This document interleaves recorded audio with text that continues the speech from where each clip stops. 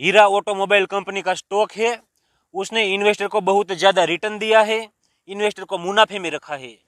ये कंपनी का स्टॉक ने हीरा की चमक क्या होती है वो सबको बता दिया है और इन्वेस्टर का पोर्टफोलियो है उसको हिला दिया है। क्योंकि आप देखिए कुछ वक्त पहले ये कंपनी का स्टॉक की प्राइस सिर्फ 12 रुपया थी, बहुत कम प्राइस थी। और आज के समय की मैं बात करता हूँ तो आज के टाइम पे ये कंपनी का स्टॉक की प्राइस 70 रुपया से भी ज़्यादा है। सही डायमंड वो है जो इन्वेस्टर को रिटर्न देता है।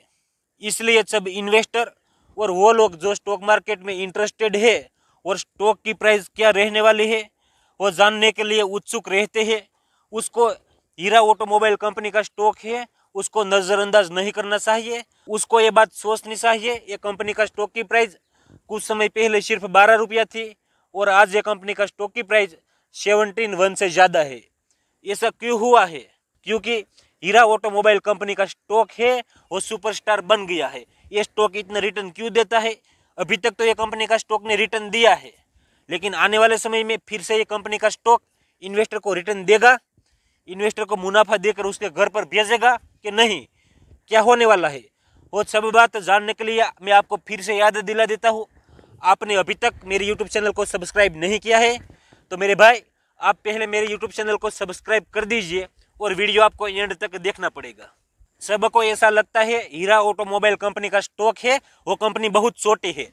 मैं मानता हूँ मेरे भाई ये कंपनी बहुत छोटी है, कंपनी छोटी है लेकिन ये कंपनी का काम छोटा नहीं है, वो बात आपको देखनी चाहिए। कोई भी इंसान छोटा दिखता है तो उसको छोटा इंसान मत समझ लेना, क्योंकि वो इंसान के अंदर भगवान ने कौन सी टैलेंट डाली है वो किसी को पता नहीं है। इस तरीके से ये कंपनी का स्टॉक बहुत छोटा दिखता है, इसलिए सबको ऐसा लगता है ये कंपनी क्या रिटर्न देगी इन्वेस्टर को, लेकिन ये कंपनी का काम छोटा नहीं है। ये कंपनी बहुत बढ़िया तरीके से काम करती है, वो सब इन्वेस्टर को सोचना चाहिए। क्योंकि ये कंपनी कोई दूसरी छोटी मोटी कंपनी के साथ काम नहीं करती। ये कंपनी भारतीय इंडस्ट्री सेक्टर की जानी मानी दिग्गज कंपनी है मारुति सुजुकी, उसके साथ डीलरशिप का काम करती है। मारुति सुजुकी को सेल करवाती है गाड़ियाँ, तो क्या होता है उसको 20 में से कमीशन मिलता है और यह कंपनी मुनाफे में रहती है। यहाँ आप देखिए लॉस होने का कुछ चांस नहीं है, सिर्फ मुनाफा ही मुनाफा। क्योंकि मारुति सुजुकी कंपनी है उसकी गाड़ी तो सेल होने वाली है और हीरो ऑटोमोबाइल कंपनी है वो 20 में से कमीशन खाता रहेगा और मुनाफे में रहेगा, वो बात आपको देखनी चाहिए। और कोई कस्टमर छोटे बजट में पुरानी गाड़ी खरीदने के लिए सोचते हैं तो हीरा ऑटोमोबाइल कंपनी है वो उसको पुरानी गाड़ी भी दिलवा देते हैं। सब काम ये कंपनी करती है। आप देखिए ये डीलरशिप का काम करती है, 20 में से उसको ट्रेडिंग करवाने के बाद ब्रोकरेज मिलता है। क्योंकि आप देखिए पहले 2022 में कंपनी का स्टॉक की प्राइस सिर्फ 12 रुपया थी। एक वर्ष बाद 2023 में कंपनी का स्टॉक की प्राइस 22 रुपया पे थी और अभी के टाइम पे 2024 में एक कंपनी का स्टॉक की प्राइस 71 से भी ज़्यादा है, वो बात आपको याद रखनी चाहिए। और ये कंपनी का स्टॉक ने सिर्फ 2 वर्ष में उसका इन्वेस्टर को 500% से भी ज़्यादा का रिटर्न दिया है, वो छोटा मोटा रिटर्न नहीं है।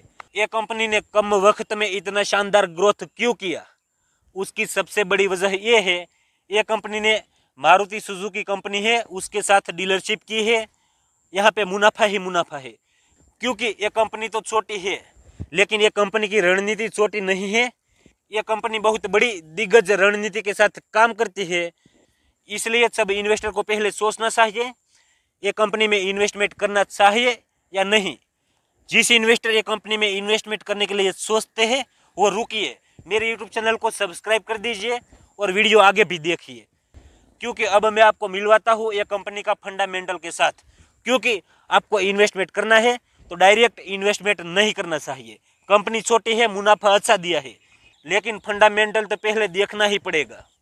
क्योंकि यह कंपनी की मार्केट कैप बहुत छोटी सी मार्केट कैप है, सिर्फ 19 करोड़ की मार्केट कैप है। इसलिए सभी इन्वेस्टर को पहले सोचना पड़ेगा यह कंपनी की मार्केट कैप छोटी है उसका मतलब यह भी नहीं है कि यह कंपनी आने वाले समय में अच्छा ग्रोथ नहीं कर पाएगी और यह कंपनी उसका इन्वेस्टर को अच्छा रिटर्न नहीं दे पाएगी, वो मतलब उसका बिल्कुल नहीं है। वो बात आपको याद रखनी चाहिए। यह कंपनी की मार्केट कैप कम है और दूसरी बात यह है यह कंपनी का पी रेशियो 32 है, पीबी रेशियो 1.4 है और यह कंपनी की डेबिट इक्विटी भी एक बार देख लेनी चाहिए। क्योंकि यह कंपनी की डेबिट इक्विटी 5.9 है। यह कंपनी ऑलरेडी कर्जा में है, ये कंपनी की मार्केट कैप बहुत कम है। यहाँ पे आप देखिए, ध्यान देने वाली बात ये है, ये कंपनी का फंडामेंटल बहुत कमज़ोर है। ये फंडामेंटल देखने तो ऐसा लगता है ये कंपनी आने वाले समय में इन्वेस्टर को ज़्यादा रिटर्न नहीं दे पाएगी। पहले भी ऐसा ही था उसका फंडामेंटल, मुझे पता है। मैंने 1 साल पहले ये कंपनी का फंडामेंटल देखा था। 1 साल पहले भी ये कंपनी पे कर्जा था और आज भी ये कंपनी पे कर्जा है। कंपनी पे कर्जा है, मार्केट कैप बहुत कम है, फंडामेंटल बहुत वीक है, लेकिन ये कंपनी में जिस इन्वेस्टर इन्वेस्टमेंट करते हैं वो मुनाफे में रहते हैं। ये कंपनी अच्छा ग्रोथ करती है और ये कंपनी का स्टॉक है, उसकी प्राइस डेली बढ़ती जाती है और इन्वेस्टर को वो कंपनी मुनाफे में रखती ही है। ऐसा क्यों होता है और उसका रीज़न क्या हो सकता है, वो बात सोचनी चाहिए, क्योंकि ये फाइनेंशियल मैटर है। मुझे तो ऐसा लगता है ये कंपनी मारुति सुजुकी के साथ काम करती है, वहाँ से उसको डीलरशिप मिलती है। मारुति सुजुकी कंपनी है, उसकी गाड़ियाँ ये कंपनी सेल करवाती है, नई गाड़ी सेल करवाती है, पुरानी गाड़ी भी सेल करवाती है, बीमा की सर्विस देती है, कस्टमर को फाइनेंशियल सर्विस देती है, बहुत अच्छा काम करती है। आप देखिए, ये कंपनी छोटी है, मार्केट कैप छोटी है, उसका फाइनेंशियल बहुत वीक है, लेकिन ये कंपनी का काम बहुत बढ़िया है। ये कंपनी जिस काम करती है वो आप देखिए, वहाँ से उसको लॉस जाने की संभावना बहुत कम है, क्योंकि आप देखिए मारुति सुजुकी कंपनी है, उसकी गाड़ी तो सेल होने वाली है। ये कंपनी ने यहाँ से डीलरशिप ले ली है, इसलिए ये कंपनी को तो 20 में से कमीशन मिलता रहेगा। इसलिए मुझे लगता है ये कंपनी का स्टॉक आने वाले समय में फिर से रॉकेट बन सकता है और यह कंपनी का स्टॉक इन्वेस्टर को बहुत ज़्यादा मुनाफा दे सकता है, ऐसा मुझे लगता है। ये मेरी पर्सनल राय है।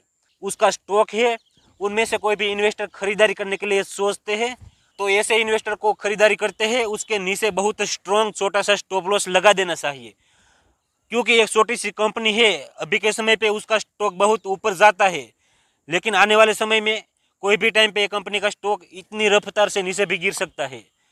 तो वो स्टॉक नीचे गिरता है तो आपको ज़्यादा लॉस नहीं होना चाहिए, इसलिए आपको नीचे छोटा सा स्ट्रॉन्ग स्टॉप लॉस लगा देना चाहिए। और दूसरी बात यह है, आप एक कंपनी में इन्वेस्टमेंट करने के बारे में सोचते हो तो उससे पहले आपको अपनी खुद की स्टडी एक बार कर लेनी चाहिए और आपका फाइनेंशियल एडवाइज़र है उसके साथ भी बातचीत करनी चाहिए, क्योंकि अच्छा रहेगा।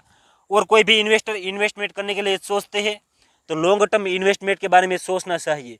और मैंने ये पूरा वीडियो में जिस बात बताई है वो सब बात लॉन्ग टर्म इन्वेस्टमेंट के बारे में बताई है, वो सबको पहले सोचना चाहिए और ये मेरी बात सुननी चाहिए, क्योंकि कोई भी इन्वेस्टर शॉर्ट टर्म में इन्वेस्टमेंट करेगा, ऐसा इन्वेस्टर कोई भी टाइम पे फंस सकता है, वो भी देखना चाहिए।